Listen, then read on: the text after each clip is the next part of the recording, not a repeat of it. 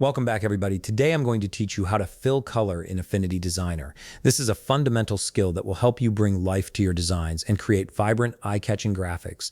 Let's get started and walk through this together. First, you'll want to launch Affinity Designer on your computer. Once the application opens, you can either work with an existing file or create a new one.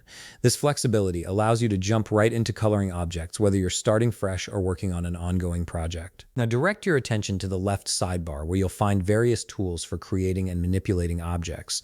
Click on the rectangle tool, which will give you access to different shape options. From here, select your preferred shape. The rectangle tool is great for creating basic geometric forms that you can then customize with color. Once you've selected your shape, click and drag it onto your canvas. This action creates the object that you'll be filling with color. The size and position can be adjusted as needed, so don't worry too much about getting it perfect on the first try.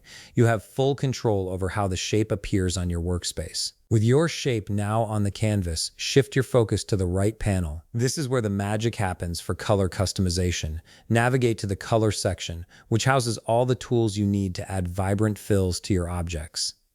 This panel is your command center for managing colors throughout your design. In the color section, you'll see a color picker tool. Use this picker to select the exact color you want to fill your object with.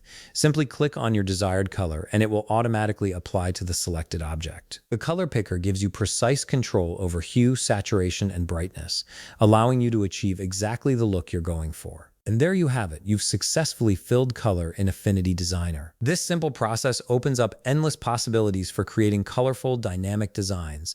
If you found this video helpful, please leave a like, subscribe, and see you in the next video.